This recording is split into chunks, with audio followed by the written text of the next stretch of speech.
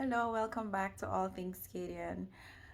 In today's video, I'm just going to be highlighting what I did this week and just to give a budget update.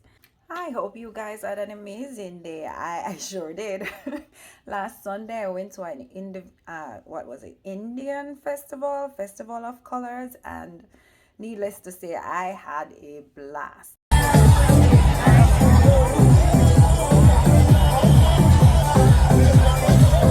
And it was all free fun, the best kind when you're on a debt free journey, but it was amazing, as you'll see. Also, it was a very busy day at work, but on my one day off, I went to my son's high school revisit day, which is just the school's way of convincing you, so to speak. I didn't need much convincing, but it's their way of showing all that they have to offer your child if you choose to send your son or your daughter there. But it was a phenomenon. They went above and beyond, which really impressed me. So that was a great experience, and I'm happy to report that I pressed that enroll button and is officially enrolled for the next school year. So I am really excited about that. I was nervous when I was just about to press the button. I don't know why, but it's awesome. I know it's gonna require sacrifice and hard work, but we are ready and here for it and very excited about this opportunity. In terms of a budget update now, let's get cracking. As it relates to the budget update on March 19th, the total amount of debt that I had was 40,600. Um, and so my aim now is to go through and see where I'm at towards the end of March, because going forward I'd love to do like a monthly update to see the progress that I'm making. So I would be making plans for the following month and just to see how close or if I'm able to surpass what the goal for the month in question is. All right, so we started off at 40,600 on the 19th of March, and coming down to the 6th of April. So the debt is in three categories: personal loan 18,050, student loan 6,950, and credit cards are a whopping total of $14,700, taking me to a total of $39,700. Just to highlight that the $14,700 in credit cards, that's spread across 7 credit cards. Yeah, I know, it's crazy. I don't know how I got there. I don't know when, but I think I entered it some time ago that you take out, the offer comes in the mail, 0% for how long, so you transfer the balance and then you have it there sitting on not doing anything, and before you know it, that time has elapsed and it's a never-ending cycle. So I'm saying no more to all of that. So that stop sign right there is just indicated that I'm no longer using credit cards to pay anything at all. I haven't cut them up or anything like that, but I'm just not using them. Of the 7 cards, 3 right now don't have any interest. The interest will start in like a 3 to 5 months, which is what I have there. And 4 of the cards are there's an interest charge every month.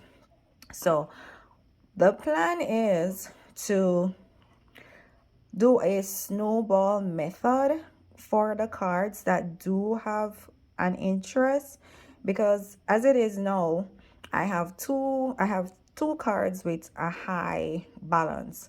One is like $4,000 and the other is a little over $3,000, and then I have a 800 and something dollars card that's not accruing any interest. I just need to pay the minimum balance. The 800 and something dollars card, that would be the lowest amount, but I'm choosing to ignore those 3 cards right now and focusing on the 4 that is for which I'm being charged interest monthly.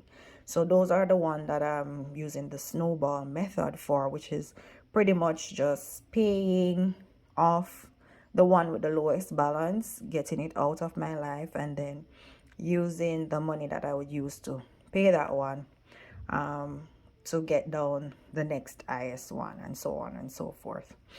So as it is right now, for the last, I'm gonna call it 2 weeks, from March 19th to April 6th. I know it's a little bit more, but I'm just gonna refer to it as 2 weeks.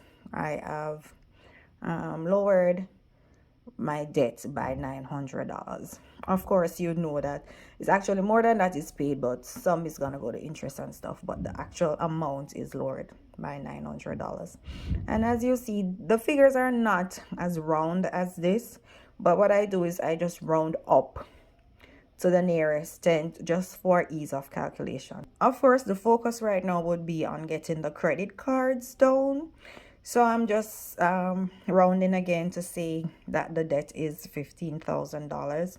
I'm trying to get them out of my life in the 5 month period, because that's when interest will be charged on the one of the cards.